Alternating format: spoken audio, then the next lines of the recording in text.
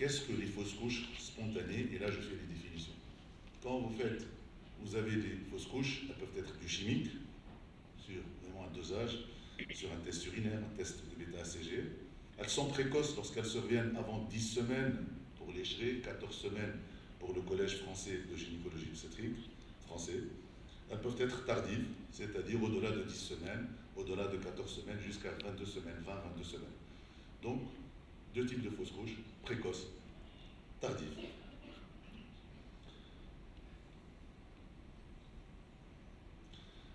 Les fausses couches, c'est vraiment un monde.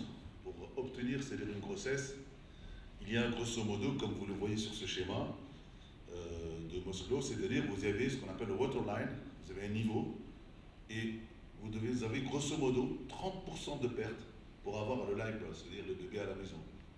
Un bébé vivant, c'est l'objectif d'ailleurs. Donc, beaucoup de grossesses vont se perdre en cours de route.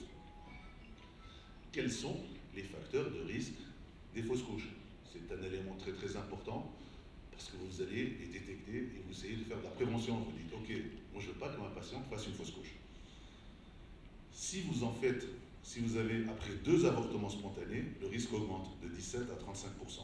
Après 3-4 avortements, vous avez parfois une fois sur 2 de faire une fausse couche. Mais si vous avez super à 6 fausses couches, pratiquement une fois sur 2, vous allez vous retrouver encore avec un avortement. Pour vous dire la gravité du problème. En moyenne, grosso modo, une fausse couche, c'est 12% de la population. Ces fausses couches, elles vont augmenter avec l'âge. C'est-à-dire, plus vos patients vont être âgés, plus elles feront des pertes fétales, des miscarriages. Et c'est lié, bien entendu, à l'augmentation des aneuploïdies. Et comme vous le voyez, plus vos patients vont être âgés, plus vous allez perdre des bébés. Qu'est-ce qui favorise encore la fausse couche? Les antécédents de fausse couche, je l'ai dit, les antécédents d'IVG, les infertilités, l'âge paternel avancé. C'est un élément, ce sont des facteurs de risque. Mais aussi le mode de vie que vous allez régler avec vos patientes, la prise de poids, l'alcool, etc. Il y a aussi un facteur psychologique important, très très important de faire une fausse couche. Donc c'est un élément important, c'est-à-dire une prise en charge psycho-affective que vous devez faire à vos patientes. Et ça, j'en parlerai tout à l'heure dans l'étude tunisienne. Donc c'est un élément important, je ne le néglige pas. La prise en charge psychologique des patientes qui font des avortements spontanés à répétition, je le dirai encore tout à l'heure. La physiologie. La physiologie, dont je vais parler aujourd'hui d'une progestérone. La progestérone qui est un élément fondamental. Elle est sécrétée par le corps jeune après l'ovulation. Elle a un rôle fondamental sur l'endomètre. 1. Des artères qui deviennent spiralées, tortueuses, la désidualisation du tissu conjonctif, donc améliorer la réceptivité endomètre, ce qu'on appelle la fenêtre d'implantation, et donc favoriser réceptivité, implantation. Et probablement un effet biomodulateur aussi de cette progestérone pour qu'elle ne fasse pas de rejet. Une fois la patiente enceinte, il faudra une quiescence de l'utérus, il ne faudra pas qu'il y ait des contractions, donc une meilleure tolérance pour la grossesse. Donc, insuffisance lutéale, c'est-à-dire faible taux de progestérone, et c'est le principal topo de moi aujourd'hui, c'est vous parler de la progestérone. Donc, augmentation du risque de fausse couche. Quand on a une fausse couche, au fait, qu'est-ce qui se passe? Il y a une disruption of the residual vessel, c'est-à-dire un problème au niveau des vaisseaux. Vous avez un hématome, elle va saigner. Parfois, ce saignement peut être très très important. Et vous l'avez tous ici, je suis certain que parmi vous, vous êtes retrouvés avec des patientes qui saignent. Elles saignent tellement qu'elles peuvent mourir. Donc ça peut être une cause de mortalité maternelle. Donc ne pas jouer, ne pas sous-estimer les fausses couches, il faut faire très très attention. Une fois que vos patientes ont saigné, vous allez avoir you'll get a problem, comme disent les Anglais, c'est-à-dire vous allez avoir d'autres complications qui peuvent survenir plus tard. Donc si une patiente a saigné, vous pouvez avoir des complications, les voici. J'insiste toujours, c'est-à-dire quand je vais parler des fausses couches, je tiens à dire tout le temps, bon, c'est peut-être parce que je suis à l'hôpital, peut-être universitaire, c'est l'interrogatoire examen clinique, toujours. Même s'il est pauvre, même s'il n'y a rien du tout, il est fondamental. Ensuite, l'échographie, le docteur Fauzi tout à l'heure va en parler, et une biologie. Elles sont systématiques. Mais en cas de menace, il n'y a pas de tissu dans le col. Le col est fermé. Donc vous n'avez rien, si vous mettez un spéculum, il n'y a pas de tissu fœtal dans le vagin. Quand vous avez une menace de fausse couche tardive, grosso modo, je reprends les recommandations du Collège français, une menace de fausse couche, il y a un bilan initial. Si vous avez un col court, c'est-à-dire moins de 25 mm, et puis probablement, je ne sais pas si mon collègue en parlera, et vous avez des antécédents d'accouchement prématuré, vous avez la possibilité de faire soit un cerclage, soit de la progestérone. Et là aussi, on aura besoin de la progestérone, je vais en parler tout à l'heure. Si par contre le col est vraiment dilaté, le cerclage SO, on peut en discuter, ce n'est pas le thème d'aujourd'hui, mais ça se fait, et c'est une recommandation. Quelles sont les options thérapeutiques? Le repos au lit, hein, pas à la maison. Les relaxants du muscle utérin, les gonadotrophies chroniques humaines et les progestatifs. Le repos au lit. Vous allez voir la littérature, vous êtes en train de voir ici sur le schéma. Ici, vous avez le forest plot. Ça n'a pas beaucoup d'importance, alors qu'on le pensait tous. On les met en lit, on les oblige à les mettre au lit. Franchement, je vous dis, ça n'apportera pas grand-chose. Vous donnez de la CG également. Vous donnez des murs relaxants, du spasfon, du tout ce que vous voulez. Ça ne marche pas. Qu'est-ce qui marche? Eh bien, la progestérone. Et vous avez cette étude de 2018 qui vous dit, on compare deux groupes, grossesse normale, menace de fausse couche. Celles qui font plus de fausses couches, c'est celles qui ont un taux de progestérone plus bas. Ce taux de progestérone au cours de la grossesse est fondamental. Plus il est élevé, plus vous avez un ongoing rate pregnancy qui monte et plus le taux de fausse couche diminue. Donc plus vous avez de la progestérone, plus vous avez une chance de mener à bien votre grossesse et de gagner. Quels sont les progestatifs à utiliser? Vraiment, il y en a plein. Beaucoup. Celles qui nous intéressent, les plus importantes, il faut qu'elles soient anodines pour les bébés, très important, et qu'elles soient le plus naturelles possible. 2 progestérones se mettent en évidence. La progestérone et la dihydrogestérone. La discorea plante, une plante naturelle qui va mimer cet effet de la progestérone endogène naturelle. Au fait, il y a la progestérone micronisée, elle est pratiquement progestérone bioidentique, et on fait ensuite une phototransformation et on obtient notre fameux produit, la dihydrogestérone.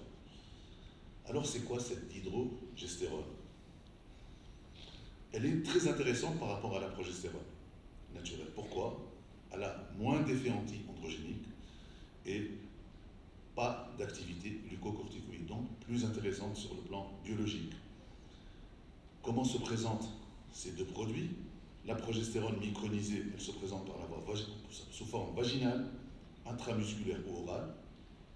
La dihydrogestérone, c'est uniquement voie orale. Mon but aujourd'hui, c'est vous faire transférer, de passer cette voie vaginale vers la voie orale. Nous avons changé à Tunis, nous sommes en train d'utiliser la dihydrogestérone et ça marche. Pourquoi? La voie orale, vous allez savoir, il y a un effet sédatif. Quand vous donnez ce produit par voie vaginale, par voie orale encore plus, vous avez cet effet sédatif, les patients ne peuvent plus conduire, ne peuvent plus bouger, donc vous allez avoir, on a eu une des personnes qui risquait même des accidents de voiture, il faut signaler à cet effet sédatif. Vous ne l'avez plus quand vous donnez la voie orale. Cette dihydrogestérone, elle a une meilleure biodisponibilité que la voie vaginale et la voie orale de la progestérone, avec une dose moindre à 30 mg, c'est-à-dire 20 fois moins que la voie vaginale, vous êtes obligé de donner des doses de 600 mg. Cette dihydrogestérone, je fais son apologie, mais je vous dis, vous allez me dire, oui, mais la voie orale, la patiente peut vomir. Oui, d'accord. Et au bout de 30 minutes, ça y est, le produit est passé. Et vous avez un effet rémanent qui va durer 5 à 7 heures, qui est à l'opposé de la voie vaginale. Donc vraiment, des éléments pour la voie orale. La tolérance. La tolérance est très très importante. C'est-à-dire que vous voulez que vos patientes prennent un traitement au long cours. Je vais en parler tout à l'heure dans l'avortement spontané à répétition. Nous avons hospitalisé des patientes pendant toute la grossesse. Alors imaginez ce que c'est par voie vaginale. Vous allez vous retrouver avec des écoulements, des irritations vaginales, des écoulements, mais surtout un élément très important. Vous allez modifier la microbiote. Beaucoup de collègues symphilistes parmi nous, Le microbiote vaginal, endométrial, c'est un élément de nouveauté, tout le monde en parle, élément très très important. Vous réglez le problème par voie orale. Si vous voulez vraiment faire prendre au long cours un progestatif, la meilleure voie c'est la voie orale. La préférence des patientes. Cette étude va vous le dire, on le sait, la préférence va vers la voie orale. Et cette voie orale a été choisie dans différentes études aussi, 95% avec les progestérone. Bien sûr, parce que vous prenez, si vous allez rester pendant toute la grossesse à prendre des produits, eh ben, le mieux c'est de le prendre par voie orale que par voie vaginale. Est-ce que ce produit est sûr pour mes patientes? Ok, ces patientes sont enceintes. Je vais donner un produit. Est-ce qu'il n'y a pas de risque de détresse respiratoire, d'ictère néonatale, de retard de croissance? Eh bien, des articles sont arrivés, et la dihydrogestérone, 83 articles identifiés, 6 randomized control trials, c'est-à-dire 6 études randomisées. Produit sûr, pas de problème. Alors qu'en est-il ces progestatifs, ce fameux progestatif? Vraiment, est-ce que je suis en droit de donner ces produits? Eh bien, les méta-analyses, il y en a 5. Rapidement, je vais les passer. Comme ça, vous avez une idée précise de ce qui se passe. La première, celle de Lee en 2017, avec une réduction de 50% du risque de fausse couche. La deuxième, de Wahabi, 2018, 43% diminution du risque de fausse couche. L'étude de Wang 2019, elle arrive, alors c'est une étude plus importante. 8 RCT, c'est le Randomized Control Trial. 845 patients. Il vous dit, vous diminuez le taux de fausse couche. Et la dihydrogestérone, c'est la meilleure. Enfin, Lee, réduction de 42% du risque de fausse couche. La dernière, Zhao, 2021, toute récente. Lui, il compare dihydrogestérone, voie vaginale, mais aussi toutes les autres voies. Il fait un indice particulier, vraiment, un indice statistique, c'est ce qu'on appelle un indice SUCRA. Il vous dit la voie orale, c'est la meilleure. La tendance mondiale va vers la voie orale. Que disent les recommandations internationales? Les recommandations internationales, vous avez un peu l'European Progesterone Club, vraiment toutes les recommandations sont pour donner de la progestérone. Et quand vous allez la donner, vous avez différents protocoles. Et vous avez ici différents protocoles, mais vraiment, c'est-à-dire vous avez une menace de fausse couche, vous voulez arrêter le saignement, passez à 4 comprimés de dihydrogestérone, puis vous réduisez à 3 comprimés toutes les 8 heures, puis 2 comprimés, puis 1 comprimé jusqu'à 20 semaines. Et ça marche. Et votre problème est réglé. Rapidement, je vais passer maintenant aux avortements spontanés à répétition. Ça, c'est une fois, mais quand ça se répète, mes chers amis, you are in trouble. In trouble comment? Déjà, avortement spontané à répétition, je suis certain, 2030, si vous m'invitez, on en reparlera. Vraiment, sujet très très vaste. Il y aura plusieurs étiologies, c'est vraiment multi-impliqué, donc vraiment un sujet très très laborieux et qui nous touche vraiment dans notre pratique quotidienne, nous tous ici dans la salle. Donc on s'est mis à rechercher PubMed, on a vu plus de 5338 articles. Et vous voyez les mots pour rechercher vraiment les keywords. Recurrent spontaneous abortion, fetal loss syndrome, fetal wastage, pregnancy loss, maladie abortive. Et quand vous faites des avortements spontanés à répétition, souvent les auteurs essaient de diviser avortement spontané à répétition, précoce et tardif. C'est une division, artificielle. Parce qu'en réalité, souvent c'est impliqué. Mais les avortements spontanés avec une étiologie, les causes primaires, c'est-à-dire que vous n'avez pas d'enfant, vous faites des avortements spontanés sans enfant. Ça, c'est beaucoup plus difficile et très laborieux. Ou bien secondaires, elles sont consécutives. Donc on va différencier l'avortement accident dont je viens de parler et l'avortement maladie, la maladie abortive. C'est mon topo. Alors, qu'est-ce qu'un avortement spontané à répétition? C'est soit 2 fausses couches pour les Américains, soit 3 fausses couches, les Français. En Tunisie, on est très influencé par le collège français. C'est 3 avortements spontanés à répétition. Quand vous en avez 3 consécutifs, vraiment, vous êtes dans la maladie abortive. Il faut trouver une solution à vos patientes.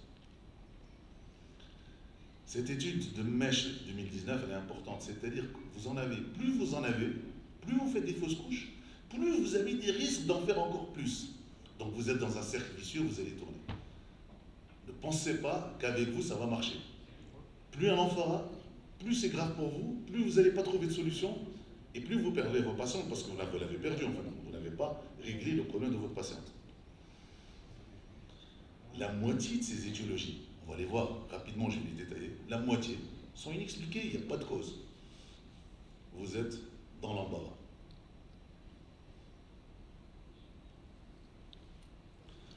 Bien sûr, vous êtes des cliniciens, nous tous ici. J'insiste vraiment sur l'interrogatoire et l'examen clinique et pour éliminer les toxiques. Je les ai dit tout à l'heure. Je suis certain que tout le monde le fera. Même quand vous voyez des patientes, elles ont été vues par des collègues. Ils ont sûrement fait leur enquête et elle a été bien faite et bien menée. Ça, je fais confiance aux collègues. Il n'y a aucun problème. Mais quelles sont les étiologies réelles? Qu'est-ce que vous allez faire? Premièrement, la génétique, elle est fondamentale et elle va se développer durant les prochaines années. C'est quoi? C'est-à-dire les anomalies au niveau du karyotype parental, les anomalies de structure. Mais c'est 3 à 6% qui concernent un ou plusieurs chromosomes. C'est des inversions, des anneaux, les translocations, justement les translocations. Réciproques ou robertsonien. Donc le karyotype des deux conjoints. Avortement spontané, répétition, karyotype. C'est important aussi de dresser un pédigré des patients, des anomalies de la famille, du père et de la mère, anomalies congénitales, un retard mental, les morts fœtal-utéraux, les morts périnatales, bref, toute cette enquête clinique, policière, très importante pour vraiment classer vos patientes. Et les recommandations de Lécheret, vous les avez vues en 2019, les analyses génétiques parentales, n'est pas systématique. Sauf vraiment si vous êtes dans des répétitions, les cas la recommandation de la karyotype, c'est une recommandation qui n'est pas très forte, elle est conditionnelle. Mais à mon avis, dès que vous avez 3, il faut faire un karyotype parental. Deuxième élément fondamental dans les avortements spontanés à répétition, c'est le produit d'avortement. Cette analyse cytogénétique du produit d'avortement. On ne le fait pas, souvent on ne le fait pas, mais il faut le faire. C'est-à-dire quoi? Mettre ce produit d'avortement dans un prélèvement stérile avec du sérum fille. Ne jamais mettre vos produits dans du formol. Éviter les congélations. Et vous allez avoir des anomalies. Vous allez voir des anomalies de nombre dans 95%. Ce qui est important, c'est que ces anomalies du karyotype sur le produit d'expulsion, vous les verrez dans les avortements spontanés. Vous allez trouver une anomalie quand vous avez un avortement comme ça dans 72% des cas. Mais si c'est des avortements récurrents, il n'y aura rien du tout sur le produit d'analyse cytogénétique. Et donc ça vous met encore dans l'embarras. Et c'est une influence pronostique. C'est-à-dire, souvent, vous avez un risque de récurrence quand vous avez le karyotype des parents qui est non lourd. Et vous avez les recommandations de Lécheret, et c'est une force conditionnelle de demander cette analyse cytogénétique. À mon avis, il faut le faire, et j'en parlerai tout à l'heure dans l'étude tunisienne. La thrombophilie, 2 types de thrombophilie, vous le savez, héréditaire, constitutionnelle, et acquise. Le syndrome des antiphospholipides. Rapide. Donc, thrombophilie génétique constitutionnelle, vous avez le déficit en protéines, c'est antithrombine 3, etc., etc. Toute cette batterie d'examens. Plus vous êtes riche, plus vous pourrez demander ces examens. Tunisie, hôpital public, comme moi, je ne suis pas très riche. Donc il faudra collaborer, il faudra trouver, et je vous dirai qu'est-ce qu'il faudra faire et qu'est-ce qu'il ne faudra pas faire. Mais en tout cas, si vous voulez être complet, il faudra faire tout ça. Cette thrombophilie héréditaire, on essaie de la diviser, on vous dit des avortements spontanés précoces, faites ces bilans. Faites ces bilans, et si vous êtes vraiment en tardif, faites ces bilans-là. Et la recommandation de demander ces bilans pour les Lécheret, rechercher une thrombophilie héréditaire, c'est d'une force conditionnelle, uniquement quand vous avez des antécédents personnels ou familiaux du premier degré. Mais franchement, il va falloir explorer un peu, peut-être développer un peu plus. Ça, c'est mon avis personnel. La thrombophilie acquise, le syndrome des anticorps antiphospholipides, c'est vraiment le sujet super à la mode. On associe vraiment avortement spontané, répétition et syndrome des SAPL. Alors ces SAPL rapides, je fais rapidement, critères cliniques, une thrombose vasculaire, artérielle ou veineuse, ou des petits vaisseaux, et un incident obstétrical. Plus un critère biologique, les 3 anticorps fondamentaux, les anticoagulants circulants, type lupique, l'anticardiolipide et l'anticorps anti-bêta-2 glycoprotéine. Et pour définir un SAPL, c'est un critère clinique plus un critère biologique, vous avez une SAPL. Je vous le dis d'avance avant de continuer mon topo, c'est la seule indication où vous allez prescrire des HPPM au long cours toute la grossesse à vos patientes qui ont fait des avortements spontanés à répétition. Et là, vous avez des recommandations fortes. Recherchez les syndromes antiphospholipides selon les recommandations de l'ECHRE pour les patientes qui font des syndromes antiphospholipides. Ça, c'est indiscutable. Il y a aussi d'autres bilans immunologiques qu'on peut faire. Alors, si vous êtes riche, vous pouvez faire tout ça. Mais aucune recommandation forte pour ces patientes. Les antigènes des leucocytes humains, les cytokines, bref, les cellules NK, les anticorps anti-HLA. Il faut être vraiment riche et des laboratoires super équipés pour le faire. On ne le fait pas malheureusement en Tunisie. Sur le plan hormonal maintenant, l'exploration de l'insuffisance lutéale, pas nécessaire. Les androgènes, bullshit comme dit M. De Ziegler. L'évaluation de la réserve hormonale, je l'ai dit tout à l'heure, plus elles sont âgées, plus elles feront des fausses couches. Mais l'ECHRE nous dit ne faites pas d'AMH, ça coûte cher. Par contre, il faudra faire une bonne échographie. Et là, je rejoins mon collègue qui va vous parler de l'échographie tout à l'heure. Bien explorer cette cavité utérine, bien explorer pourquoi cette patiente fait des avortements. Et souvent, vous allez trouver des anomalies comme on l'a fait dans l'étude tunisienne. Donc vraiment, bien explorer, tout est bon et vous avez des recommandations de différents niveaux. La cloison utérine, oui, c'est une cause d'avortement spontané. Et si vous la trouvez, il faut la traiter. La thyroïde, fondamentale, il faut l'explorer. Les métabolismes de l'insuline, les perturbations du métabolisme de l'insuline. La carence en prolactine, souvent vous avez une prolactine qui est souvent élevée. La vitamine D et l'hyperhomocysténémie, non, pas nécessaire. Et vous avez vraiment toutes les causes, je passe rapidement, qui peuvent vraiment expliquer ces avortements spontanés. J'insiste sur vraiment deux éléments fondamentaux. Il y a souvent des hypothyroïdistes frustes. Recherchez-les. Vous pouvez régler le problème de vos patientes. Les anticorps antithyroïdiens aussi. Ce n'est pas un dépistage systématique, mais dès que vous avez un problème sur la thyroïde, demandez ces bilans. Voilà, j'ai fait le tour. Comment je vais traiter mes patientes? SAPL, le syndrome antiphospholipides, no discussion, anticorps, les HPPM. Oui, systématique. D'ailleurs, la CNAM tunisienne vous donnera l'HPPM au long cours que si vous avez des SAPL. Tout le reste, on ne donne pas. Je parle pour la Tunisie. Et l'aspirine, non. L'aspirine, maintenant, un problème en Tunisie, on n'a plus d'AMM pour l'aspégique. Donc, on ne donne plus d'aspégique en Tunisie pour les avortements spontanés. Avant, on associait les deux. Maintenant, on ne donne plus. Parce que c'est un produit qui a perdu son AMM pour les avortements spontanés à répétition. Je l'ai dit, il y a une cloison, traitez-la. Ça marche, vous pouvez réduire le taux de fausse couche. Utérus bicorne, rien du tout. Vous observez, vous ne pouvez rien faire. Une myomectomie, oui, discutez. Je ne rentre pas dans le chantier, fibrome, intracavitaire, intramural. Si vraiment vous avez une cavité déformée, il faut y aller. De toutes les façons, la patiente est en train de perdre des grossesses. Une synéchie également. Les causes infectieuses, bien entendu, les traiter. Et les causes génétiques. Vous avez un carotide parental qui est translocation, vous n'avez rien à faire, sauf si elle fait toujours des avortements, pour vous proposer un diagnostic préimplantatoire au maximum, un cancer génétique, mais rien d'autre. Et si vous avez des anomalies endocriniennes, il va falloir les corriger, la pneumocryptine, la glycémie, l'hypothyroïdine à corriger par la thyroxine, etc. On nous a dit oui, alors les avortements spontanés, essayez de les supplémenter en acide folique. Rien du tout. Aucune preuve scientifique. Les antioxydants, rien du tout. L'éviction toxique, peut-être. Et surtout, ce qu'on a remarqué à Tunis, c'est le tender loving care. C'est-à-dire ces patientes, on les sort des milieux familiales et on les hospitalise. Oui, à l'hôpital. Et on met plusieurs patientes à côté. Eh bien, figurez-vous que ça a marché. On est vraiment étonné. C'est-à-dire les sortir du milieu familial. Il y a probablement une cause psychologique très importante. Je parle des avortements spontanés à répétition inexpliqués. Vous les mettez ensemble. On a fait ça à Tunis, au centre de maternité là où je suis. Ça a marché. Je vais vous parler de l'expérience tunisienne. Donc c'est pas négligeable. On se dit oui, franchement, ils proposent le cocooning. Oui, revoyez la littérature. C'est très très important. Et là, rapidement, j'ai mis vraiment tout le bilan à faire en cas d'avortement spontané à répétition.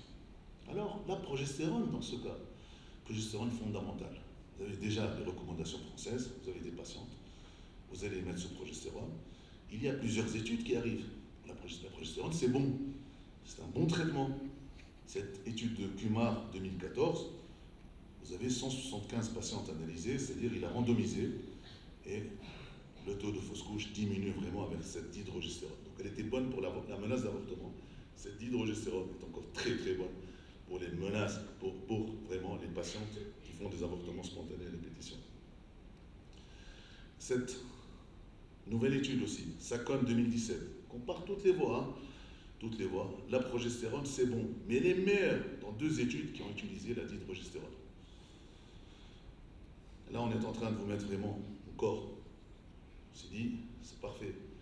Là, on a vu maintenant la littérature. La littérature est récente, 2 articles tout à fait récents. C'est-à-dire, ce sont les hindous, Ramchadram, Keil, fait, vous avez une patiente, des avortements spontanés à répétition, qui saigne. Vous voulez arrêter le saignement rapidement. La meilleure voie vous dit dihydrogestérone.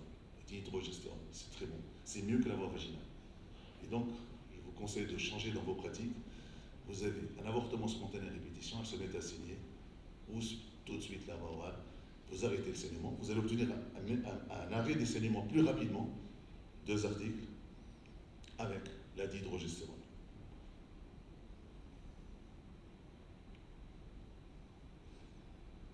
Les recommandations d'utilisation de ces progestatifs. Plusieurs pays, vous voyez, toutes les sociétés, etc. Mais un élément très très important.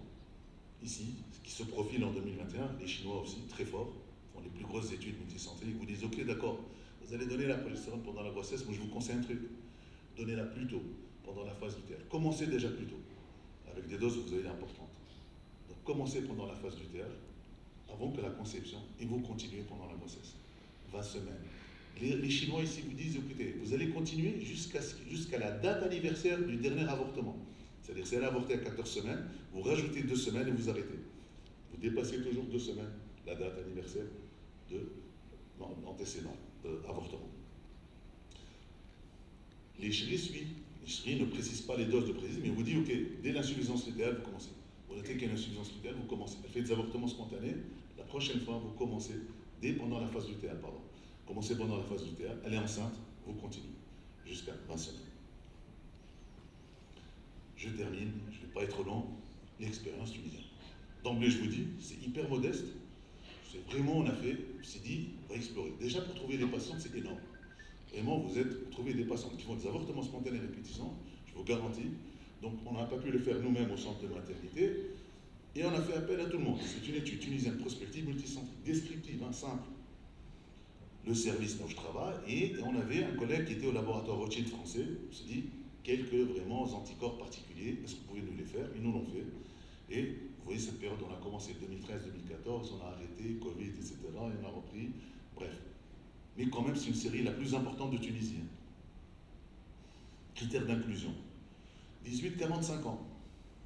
On insistait qu'elle avait le même conjoint. Au moins 3 grossesses arrêtées aux fausses couches consécutives authentifiées. Écho, bêta-CG ou bien anapathe. Des grossesses de moins de 12 semaines, avec un consentement éclairé, fondamental. On exclut les maladies endocriniennes, les malformations autres que la cloison, les grossesses purement biologiques sans preuve éco-anatomique, patients sous traitement anticoagulant, et les grossesses arrêtées sans dossier médical, bref. Qu'est-ce qu'on a fait pour ces patientes? On essayait de les voir, nous, gynéco, on avait juste à côté, à la proximité, bien entendu, du service de médecine interne, donc l'équipe du professeur Rommel aussi à côté, donc médecine interne qui font du contrat. Donc on était les deux à voir, gynéco, médecin interniste. On a demandé un carottype à tout le monde, on s'est dit, allez, on y va. Et on a fait une exploration de la cavité. Hystéroscopie. Bilan standard. Il y avait des bilans qu'on pouvait faire au centre de maternité, d'autres étaient à Habib Them, c'était un hôpital plus sophistiqué, c'est pour les bilans, laboratoire, je parle. Et j'ai mis en étoile, c'est-à-dire les examens complémentaires qu'on a demandé qu'ils soient faits à Paris, à l'hôpital Rothschild. Exemple d'anticorps, les anticorps anticardiolipines du pic, les antiprothrombines, les anticorps antiprothrombines. Ça n'existe pas dans les recommandations, mais on l'a fait parce qu'on nous a dit, quand vous avez ces anticorps qui sont possibles, c'est-à-dire il y a un facteur thrombogène qui pourrait expliquer ces avortements spontanés répétition, on leur va dire ok, on le fait. Les anticorps anti-bêta-2 glycoprotéines sont ceux du syndrome antiphospholipides qui sont faits maintenant de façon courante en Tunisie.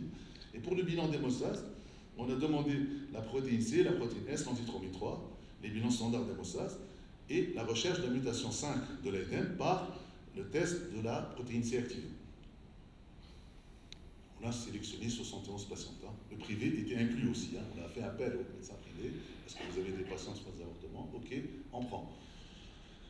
Et on a proposé à ces patientes, bien sûr, écoutez, on va vous hospitaliser tout au long de la grossesse. Vous avez jusqu'à 20 semaines, mais au-delà, si vous voulez rester, vous restez. Eh bien, figurez-vous que les patientes, une fois que vous arrivez à 20 semaines, elles ne voulaient plus quitter l'hôpital. Et franchement, maintenant j'ai ma grossesse, elle est en train d'évoluer. Non, je préfère continuer. Et pratiquement 95% des patientes sont restées tout au long de la grossesse. C'est-à-dire vivre à l'hôpital. Alors l'âge moyen, c'était des patientes quand même jeunes, à 33 ans et demi. L'âge du conjoint, 37 ans. 40% avaient des liens de parenté. C'est un phénomène très développé en Tunisie. Épouser la cousine. Je ne sais pas ce qui se passe en Algérie, mais bon. Vraiment, je remercie encore une fois les amis du privé, parce qu'on a envoyé même des patientes, une patiente qui a fait 22 avortements. Tout à l'heure, j'en parlais avec votre chose, c'est-à-dire 22 avortements. Vous savez un peu ce que c'est? 22 avortements sans enfants vivants. C'est énorme. C'est un drame pour cette famille. Très peu de patientes avaient un enfant vivant qui s'est faufilé entre les avortements. Majoritairement, elles ont fait des avortements spontanés à répétition. Majoritairement, elles n'avaient pas d'enfants. Donc c'est celle-là qui reste à l'hôpital. Eh bien, vous allez être déçus, mes amis, quand on a exploré ces patientes. Cariotype du couple, 69 cariotypes réalisés. On n'a rien trouvé. Les explorations de la cavité utérine, des malformations congénitales 5,8%, 3 cloisons, un éperon, des anomalies acquises des synéchies, mais vraiment des petites, quoi, vraiment, une béance cervicosmique, donc on n'a rien trouvé. Sur le plan hormonal, LH sur FSH, 12,5%. Donc c'est dit, c'est un bilan d'OPK, mais au fait, n'avait pas de signe clinique d'OPK. Le bilan thyroïdien, rien. Toutes les patientes, aucune anomalie. Les hyperprolactinémies, bon, mais c'est 6,2% des cas. Donc encore une fois, je confirme, vous n'allez rien trouver sous la main pour pouvoir régler le problème de vos patientes. Pour les anticorps antiphospholipides, c'est 21,8%. C'est-à-dire une femme sur 3,5, sur 4, qui a un problème d'SAPL. Mais pas toujours. Les restes n'en ont rien du tout. On a recherché ce fameux anticorps antiprothrombine. On l'a trouvé dans 12,5% des cas. C'est-à-dire, les patients peut-être qui n'ont rien, mais probablement il y a un problème de thrombose. On ne sait pas ce qui se passe, c'est pour cela qu'elles avortent. Mais le reste, rien, les anticorps antinucléaires, l'anti-bêta-2, zéro, nothing. 2 cas de déficit de protéine C. L'antithrombine 3, protéine S, et la protéine C, l'antithrombine 3, 0. Le facteur 5 de l'ADN, aucune mutation, rien. Thrombophilie héréditaire. Bref, un bilan positif dans 65% des cas, c'est-à-dire dans 40% des cas, il y avait rien. Sans pouvoir préjuger de la causalité. Pour vous dire que l'enquête que vous allez faire, la plus poussée soit-elle, vous n'allez rien trouver.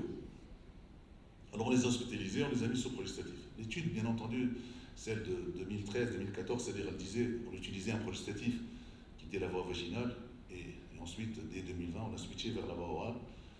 Est-ce que l'effet du progestatif est important ou pas? Est-ce qu'elle a changé les choses? C'est-à-dire on donnait des progestatifs, plus les anticoagulants. Anticoagulants, ça coûte cher en Tunisie, c'est 10 dinars par injection par jour, si vous le faites pendant 9 mois. Les patients, vous leur dites, on va vous proposer ça, on va vous le donner gratuit, vous restez à l'hôpital, et bien elle reste. D'accord? Donc on a fait. Et bien figurez-vous, quand on a donné cette association, sans pouvoir définir l'effet de l'un par rapport à l'autre, et bien ça a marché. 99,9% des cas. Le taux de mort fœtale a diminué, le taux de retard également, et le taux de toxémie gravidique aussi a diminué sur lesquels on a fait, donc ces patients sont hospitalisés. C'est ma dernière diapo. Aucune de ces patientes n'a présenté de l'énoxaparine, c'est-à-dire une thrombopénie à l'énoxaparine. Première chose. Les effets secondaires, franchement, de la voie orale, on n'en a pas vu. On en a vu essentiellement dans la première période de l'étude où vraiment on a donné la voie vaginale. Mais la voie orale, franchement, je vous la recommande. Elle est très bonne, ça marche, il n'y a pas de plainte. On n'a pas eu de cas de métrorragie du 3e trimestre. Aucune malformation fœtale, et ça c'est un élément très très important. Mais je tiens à le dire vraiment, on a eu plusieurs biais, c'est pas une étude bien menée, il y a plein d'erreurs vraiment statistiques dans notre étude. mais simplement pour vous donner une idée de ce que c'est que l'avortement spontané à répétition. Donc on a dit une étude plus large est nécessaire pour confirmer ces données. Bref, sujet très vaste, très très difficile. Je crois que ce qu'il va falloir retenir en 2022, c'est ce progestatif, cette dihydrogestérone, qui vraiment par voie orale est en train de vraiment changer la vie et nous améliorer les résultats. Je vous remercie. Merci.